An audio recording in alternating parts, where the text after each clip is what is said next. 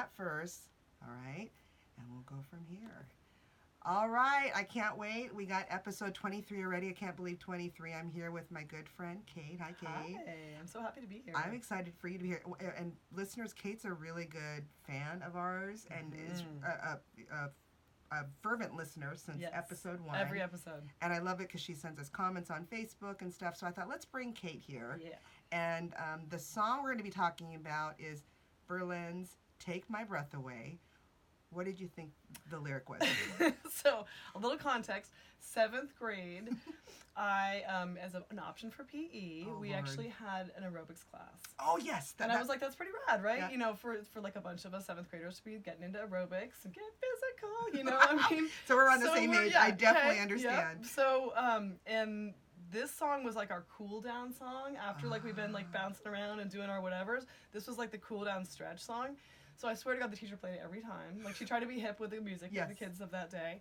And I don't really remember it from the movie, but I do remember it from my aerobics class. Okay. And I thought it was "Take My Friends Away," and I was like, wow, that's so. I didn't have the language at the time to say codependent, but I'm like, God, is that what it's like as an adult? Like, am I gonna have like some creepy boyfriend who decides I shouldn't have friends anymore? Like, that's jacked. I don't want to do that. That is deep. Right. Very deep. And when you think of it, yeah, it kind of happens to some people. It totally does. Maybe I was probably reading too many romance novels. That was probably like part of it. It was like, you know, you read all these crazy bodice ripper romance novels. Harlequin romance. Yes. Oh my God. Probably some of the like Vampire Lestat stuff snuck in there too. Yes. I have an older sister who I've got to credit for a lot of like my musical tastes. I love it. So yeah, and book taste. And so everyone, Kate thought it was "Take My Friend Away" or "Friends Away." It's "Take My Breath Away." Yeah, and then there's a twofer in there. Okay, let's talk about that. In the other part of the song, she says, "Through the looking glass, I saw you something," whatever the line is. And I thought it was, "Julio Iglesias, I saw you something, something, something." And I'm like, why is she singing about Julio Iglesias? Why not? I mean, he was big at the time. Obviously, I had an active imagination. I still possess that to this day. Very proud of my imaginative reality is big. And for the youngins who only know his son, right? What's his name? Oh God, I can't think of it either. Iglesias, but he used to have a mole, and he got the mole removed, unfortunately. He was known back in the late 70s, early 80s. He was like this Don Juan, and he did an interview. A duet with Willie Nelson. Oh my God! Can I talk about that? Let's talk about that. Oh my God! To all the girls I've loved. To all the girls I've loved before. And then you have the Willie Nelson twang. Traveled in and out my doors. Absolutely. So my dad, God love him. My dad passed in April. I really miss him. Yeah. And so he and his friend, my dad's like very much, you know, white dude looking guy. One of his best friends was like very dark skinned, dark haired Italian guy. His friend George and my dad Bill would be Willie and Julio. And they got up on stage dressed in costume. Oh my God, I love your dad. Times, I love your dad. And warbled "To All the Girls I've Loved Before." My dad was Willie and his buddy George was Julio. Man. It was awesome. So when you hear that song, it brings memories. Totally. And my dad and I have sung it together at karaoke on my was it my 40th birthday? I think on my 40th, like a voice box. We were very small. Mark and Kim, my mom and dad, maybe Kristen and Mac. Like we had like this, I don't know, like very small karaoke, probably Emily. Yeah. And that was like we sung that together so like 4 years sweet. ago for my 40th birthday. So. And that's probably where you kind of also heard the Julio Iglesias. For some reason, right. For some reason, Julio Iglesias figured bigly in my mind. Bigly is not a word I know, but. So, wow, there's a lot we're going to be talking about. And before we go into "Take My Breath Away," because I was telling Kate when I did the research, listeners, there's a lot of great stuff about this song, a lot of great history. We'll talk about the music video, but before we do, how did we meet?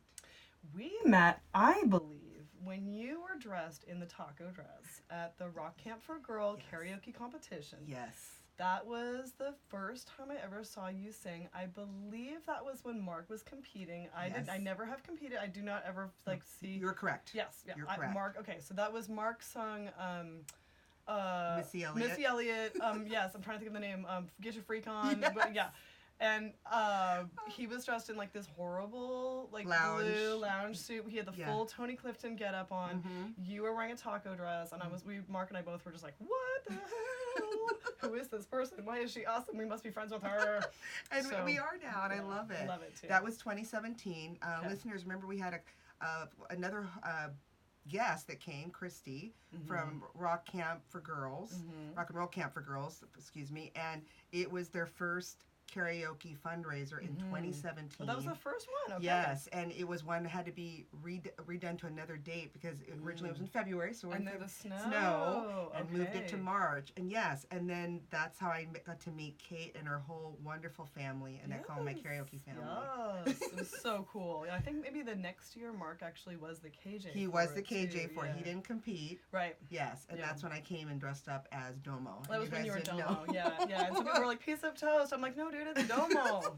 How do you not know Domo? Some people don't. Okay. So it was destined from the karaoke world that we were all going to be connected. Yes, I love it. I know. love it. I love it too. It's like I love like walking in and you guys are all there and I'm just like my family. So nice. And the other part too is since 2017, we've all been in each other's homes in parties. So it's been a great, again, karaoke connects people. Totally, absolutely, it's so fun. Yeah. So let's talk about "Take My Breath Away." Okay, I'm gonna cough so you can edit this Yeah, up. go for it. Excuse me. See what they Sorry. get to see. That's I know, okay. right? So it was written by a gentleman by the name of Giorgio Moroder and Tom Whitlock for the 1986 film Top Gun. Performed by American New Wave band Berlin. Did you know Berlin did this? I did not until I started like talking about it with you Okay. and Chris Gowan Okay. at Slim's the other night. And I was like, oh, that's Berlin? I mean, That's maybe at some Berlin. point that was in my distant mind, but Yes. yeah, I didn't, and I like Berlin too. Yeah, so I'm like very and happy Kate to just talk about recently did you do them? it. On Friday. Yeah, so just this last Friday, listeners, Kate sang Metro by Berlin, which I love too. So it's perfect that we're talking about it. But back to Berlin and the name Giorgio Moroder. If that name doesn't ring any bells to you, he is called the father of disco. Ooh. He's an Italian singer, songwriter, DJ, and record producer, and he's known for starting the electronic dance music with synthesizers. And recently, his name came back into prominence if you've heard a small little album called Random Access Memories by Daft Punk's Get Lucky. Okay. He helped with that. And Nice. so it's there's actually an album track on there. I remember listening going, what is going on here? It's called Giorgio by Moroder, and he actually says his name. My name is Giovanni Giorgio, but everyone calls me Giorgio. So he is the impetus for a lot of synthesized songs. Yeah. And he helped write this with a gentleman by the name of Tom Whitlock. Did you know that? Did not know that. Okay. And Okay. here's the next thing. Did you know it won several awards? I did know it like topped the charts. I did Yes. know, and I think I knew it won an award too because I did a little teeny mini research. Good, Yes. good. Did my homework. So it actually won the Academy Award for Best Original Song, as well as the Golden Globe Award for Best Original Song in '86 because of the song or the movie Top Gun. So let's talk about Yes. Top Gun. Okay. You wanted to talk Yeah, I about want to that. trash talk Top Gun a little bit. So like, I felt like Tom Cruise when I was in like middle school and stuff was like the guy all the girls had the Yes. crush on. To me he was like this mainstream, like you could see him in the movie, even in like the music video, the clips from the movie. Yes. You could see him like chewing gum and his little jaws all like, Yeah. freaking His clenched jaw. I hate his stupid face. Yeah. Just Well, gonna- you were on him before everyone else was. Yeah, no. So I just really feel like he kind of represented, especially because that movie's about the military. Yes. Like he kind of represented, like I don't know, the mainstream, like what was sexy in At that time. dudes at that time. Yes. And I wasn't buying it. I was just like, no, not my kind of guy. Like, give me, I don't know, Lost Boys. Yeah, Like the one with the the vampires Lost and Boys Santa is a Cruz. I good mean, like, one, give me too. like some bad boy dark, you know. Yes. Like, I don't know, something like he was too polished, Yeah. he was too all-American dude, not my style. Did you like Val Kilmer in the movie? Absolutely. Okay. Absolutely. Yeah, give me Val Kilmer any day of the week. The Iceman. I still don't. Yeah. Listeners don't understand when he comes up to him, intimidation, and then like chomps at him. Yeah. Like I don't understand that. Yeah. Just another weird little, yeah. So it's fun when you watch the video for Yeah. Take My Breath Yeah, Away. let's talk about the video. So tell me what you recently saw. it Yep, recently Okay. I watched, I'm sure I'd seen it on MTV. I also was growing up in a household where I was not allowed to have MTV. Yes. Because my parents were more on the liberal side of things. Uh-huh. And they didn't want to pay for cable. Oh, like I said in several episodes, it's very expensive back then. Yeah, so I would like do a lot of babysitting, and then I would sit there, like got the kids to bed, and I would just junk out on MTV. It was the best. The best part of babysitting was the free MTV and the snacks. Youngins, I'm saying you have it so easy. You can watch anything on your phone On demand, anytime. And back then, it was like cartoon and music videos was like Yeah. it's this like treasure trove of where can I find it for free. Yes. I didn't think about the babysitting. Babies. I got paid to watch So MTV. I'm assuming like if I get this gig, do you have MTV? Yes, done. Yeah, right, totally. I would sometimes. Well, I got to be very popular as a babysitter. Oh yeah. I was also trained as a camp counselor. Oh, I was a my YMCA God. camp counselor. Like I always was really doing stuff with kids when I was a teen and a college kid. So yeah, no, that was just.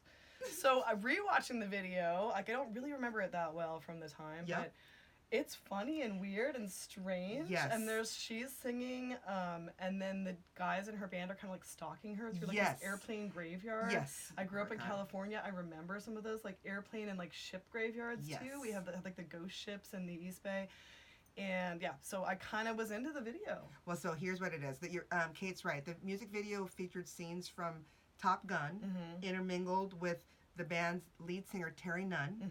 And I just saw old photos in her recently, but one thing I did notice in her old photos in the 80s, she was pre-Lady Gaga. She had the blonde, white peroxide with the black at the ends, so that was a cool look for her. Yeah. But you're right, she was wearing blue coveralls, walking between parts of planes in a windy aircraft boneyard. Yes, a lot of wind. Which was at the Mojave Air and Spaceport at night. And her bandmates, John Crawford and Rob Brill, are shown relaxing in the yard and then following Terry around. Kind of stalking her, kind of hiding in these wrecked old holes of these dead planes. Exactly. But that's kind of cool. It was kind of cool. And, back in, 86, 87, it was like kind of a mini almost movie a little bit. It was showing parts of the movie.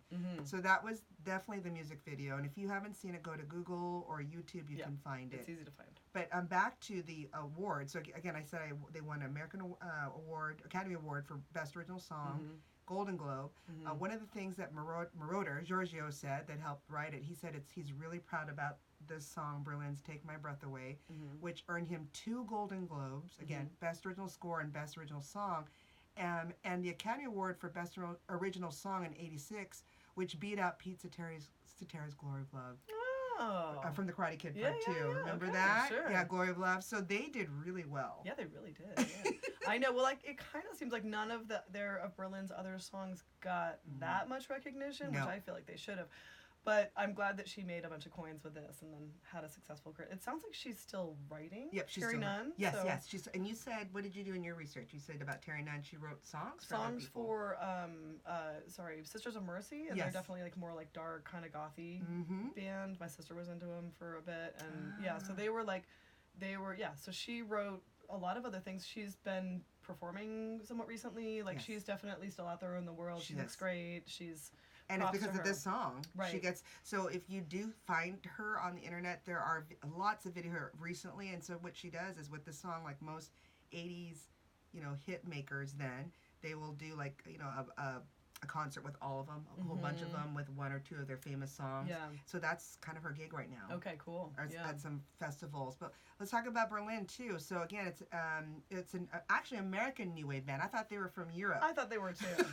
They definitely have that super synthy gay 80s. Yes. Like poppy, but kind of darky, like with the Metro song and the sex song.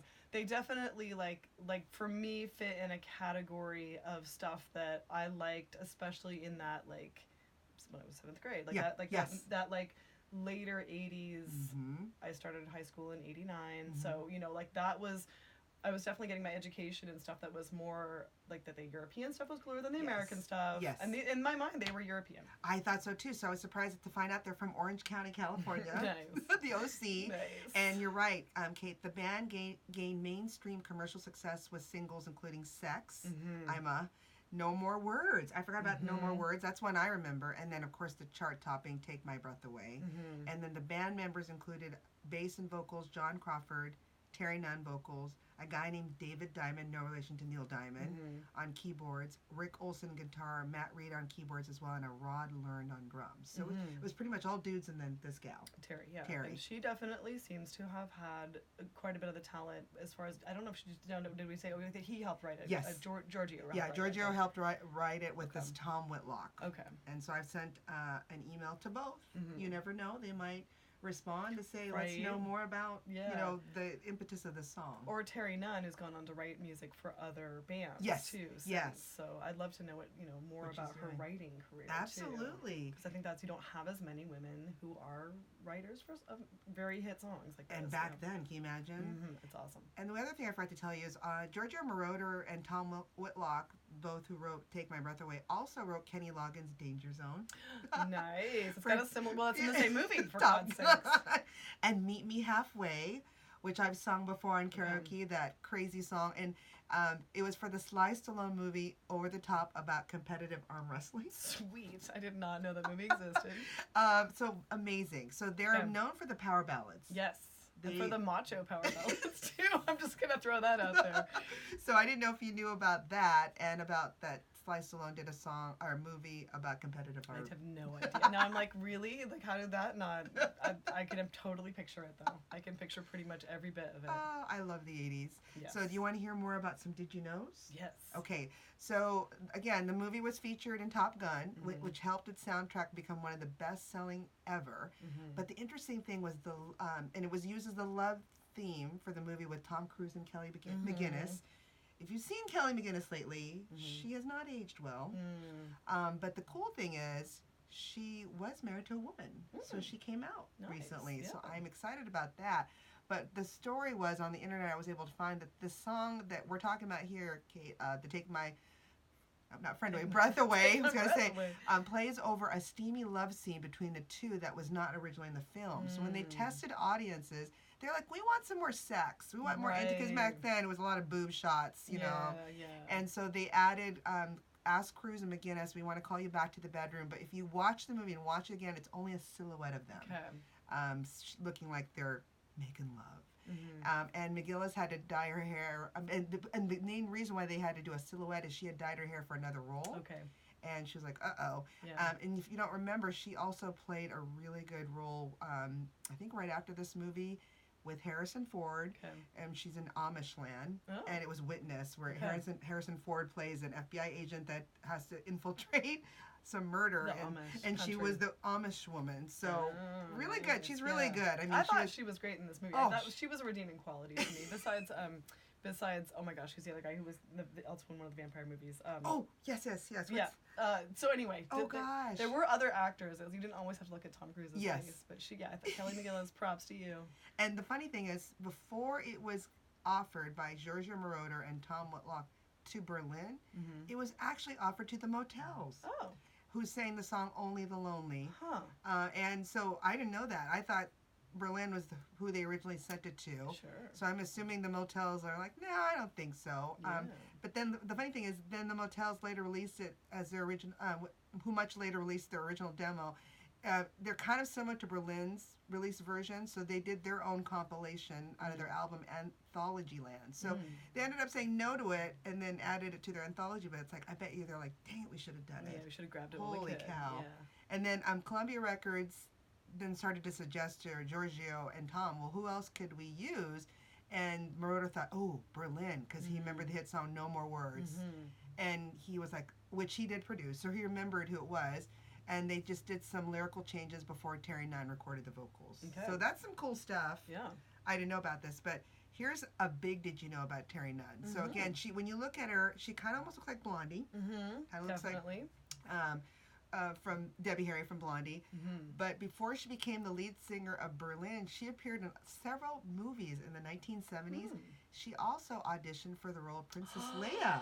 I had no idea. Well, she seems like she's frighteningly talented. I mean, I would not be surprised. She obviously can write. She can obviously sing. She can obviously dance. So, like, the fact that she can also act, I wouldn't be surprised. She seems like a talented woman. Yeah, so that was a big aha for me. And so then I'm like, cool. I need to go down that rabbit hole and like, okay, what movies has she been or what shows? And she joined Berlin in 1978 and then left the group for a bit to do her acting career. So through that, she was in famous 70s and 80s shows. You'll know. Totally. T.J. Hooker. Yes. With William Shatner as a cop, Lou Grant, and James at 15. So she is an actress too. That's cool. Yeah, but the Princess Leia thing was just that's awesome. Oh, and like the alternate universe that could have been where she was Princess Leia. Yeah, no doubt. Nice. So, if you want to find out more about her, just Google Terry Nunn and you'll see all the stuff she's doing right now. That's so cool. Now, the last did you know I wanted to share was the group, so all the guys in the group Berlin, they were not excited about doing this song. Okay. So the lead singer, again, Terry Nunn, said in an interview back on October 1 of 2006, so gosh, 14 years ago, she told the Sunday Express magazine that this is her quote, by 1986, we've already been together as a band for 13 years, and they're on their third album. They were approached by producer Giorgio Moroder, who had worked with David Bowie and Blondie. Oh my God, so there's the Blondie connection. Yeah. And was putting together the soundtrack for the movie Top Gun. He said, I got this great ballad. Or in Italian, I've got this great ballad for you. It's going to be the sound of the summer. It's going to be huge. You have to do it. And she said, I was happy to go ahead, but John Crawford, the band's songwriter, so I can imagine there's a little bit of founding member and keyboard player, hated it. He kept saying, it's not our sound or the right direction for us as a band, and that if we went ahead with it, it's not our thing. We shouldn't do it. But their label, Columbia Records, insisted it wouldn't hurt us. So we went ahead. The song didn't go straight to #1. In fact, it couldn't get any radio play at the beginning. But for some reason, someone at Columbia just wouldn't give up on it. They pushed it for a month, and then it exploded. Yeah, right. Oh, that's good. Someone was persistent for a reason. That's awesome. So what's do you know the timeline too with this and with the Riding on the Metro song?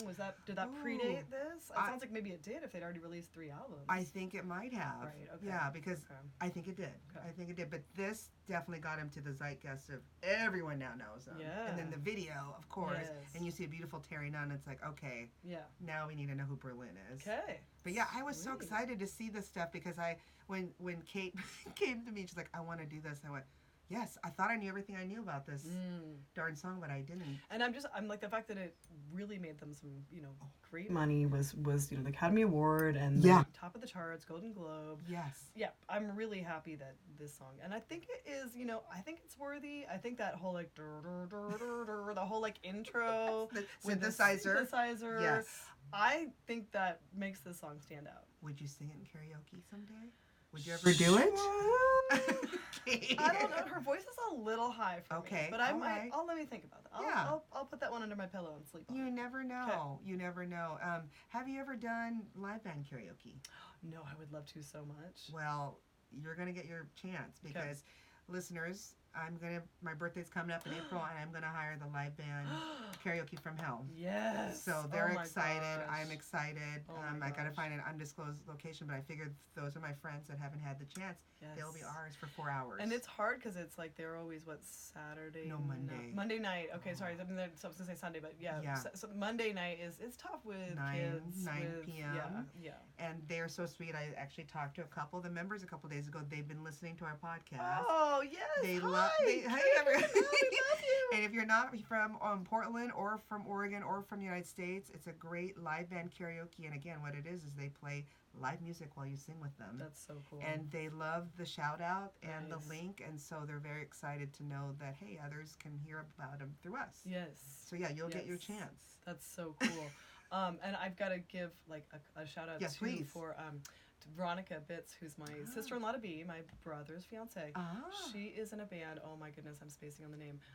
And they do 80s covers. Ooh. And she sings. She's one of the front singers for that band. Okay. And so we've done karaoke with her, and she just blows us all out of the water. No, they're in California. Well, give me the link, and I'll attach her link to this page, and people can check her out. And so I keep thinking next time she's here, I got to get with her and get her to karaoke or karaoke from Hell would be really fun. Oh my God. With my brother and his fiance. And so first marriage for both of them? Yeah. Oh my God, good for exciting. that. I know, right? Yeah. I'm trying to think of anything else. Oh, and then at some point it'd be hilarious just to suggest. Yeah. We should seriously have you talk to my husband, John Kai. Okay, about some of the misheard Grateful Dead lyrics. We will do that. Gosh. Well, and the joke too is, you all know, some of you know, I love me a what's his name now? I'm blanking. He was in The Notebook, the actor. Oh, sure. Ryan Gosling. Ryan Gosling, and Kate's husband looks like Ryan Gosling. Yeah. So I think he's even prettier than Ryan Gosling because he's got better eyes. Ryan Gosling looks like he's half asleep. John's got nice sleepy eyes, but they're bigger and greener and prettier. Yes. And also, they have 2 beautiful daughters. Yes. And if you don't know Kate and her family, they are the sweetest girls. And I have to tell you, because I meet some, kids or teens, and there's some snots out there. And it's like, you guys have raised those gals well. Thank you. Yeah, Thank you. I appreciate that. I had the honor at Kristen and Mac's house to do karaoke with Ava around Christmas. We sung Boys by Lizzo. We sung a song from Hamilton. Oh my God. And we sung Faith by George Michael. So I got to give a shout out to Ava, my budding karaoke girl who just turned 7. Oh my God. And Isabel sung with me a couple times too. We sung one of the songs from the movie about P.T. Barnum with Hugh Jackman. Yes. So yeah, we beautiful sung songs yes. in that. And so we sung a song together with Mark at Halloween at our friend Sandra's house. Yes. So both of my girls, like, as much as they might giggle at me a little bit, they're also like enthusiastic musical people. Well, that's a great way to instill in them music and the fun of it. And John plays guitar at home. Oh. And Isabel plays piano at home. I didn't know she that. totally is kicking butt at piano these days. So I'm just so proud of my girls. So Ava and Isabel, I love you so much. I'll let you listen to a little bit of this maybe, I think. I didn't swear too much. No, we're good. So I'll definitely ask your husband. We've never done a Grateful Dead Misheard. So for the listeners that follow the Grateful Dead, it would be hilarious. Which is I'm perfect. sure so many of them mishear so much stuff because they're all super high. I think that's it. Well, and the funny thing is, my last episode, right before this, episode 22, we had Emily, who is one of my podcast mamas that helped me launch this podcast. Nice. They have the Murder in the Rain, which is now in the Oregonian. Oh, just this morning. So sweet. they're doing great, or the Tribune. Fabulous. She grew up as a child of parents that followed the dead. So she understands. Nice. She understands. And I loved listening to you and Christy talk about growing up in Oregon together. That was so cool. Yeah. Like, I didn't know you guys were from almost the same area. I didn't too. either. It's really cool. And that tells the world, guys, wherever you're listening, it's a small world. And it really is. Be kind to everyone. Yeah. And, Kate can talk about this. Like, again, you lost your dad in April of 2019. I lost my mom January of 2016. Time goes fast. Goes so fast. So tell your friends and family you love them and spend every moment enjoying life. Yes, I appreciate your positive attitude and the thing you put on there recently about just really focusing on people who are going to lift you up and help you be positive and help you enjoy life and have no agenda and other than to have fun and enjoy each other's company and be kind and be good listeners. Like, that's really what life is about. Life is short. It's beautiful. I just have a good friend. We were talking last night. We had a really deep conversation. We've got a friend who's got some health issues coming up right now. And then I found out that my friend's husband's mom also has some health issues. Oh, no. We were talking about this, about how, his mom is just like, it's okay. I'm 72. She has like sort of a cosmic way of looking at things, and she had a near-death experience. Anyway, long story short, I just was rapping with my mom about this, and my mom and dad were still married when my dad passed. I celebrated almost 50 years. It was 48 years of marriage. Oh my gosh. And I was talking about how my dad, really was very much at peace with the fact that he was going to go, and it wasn't super sudden. And my friend's mom, apparently through my friend, was saying that she was really at peace and that she's not and that her belief is that your friends are all waiting for you when you go. No, it's a right belief. And that's totally, I honor that completely. My dad did not believe that, but he was still really, really, really okay. Okay. And I think there's this thing, if you maybe are a little more agnostic or a little bit more questioning or a little bit more not so sure there's a heaven that's all sparkly and we're angels or reincarnation or whatever, that it still makes you more present to now. Oh, to this time. Totally. You're giving me the chills. So seriously. when you and I'm going to ask you this question and think about it, listeners too, is I've been told when you dream about your loved one, you're really seeing them. That's just the whatever way to kind of connect with them. So cherish that. But do you ever feel like your dad's around certain times? Yeah. So this summer, my dad had made this pond with this fountain. That was this frog that spits water into this fountain, and she was like, I just can't take care of this pond now that your dad's gone. Do you want it? I was like, she's like, how should I get rid of this? And I'm like, well, I want it. Yeah. I'll take the pond, and I had a bunch of little mosquito-eating fish in there. Moved the pond over to my house. I was sitting out there in the summer. I painted a mural on this wall on this bike shed in our backyard.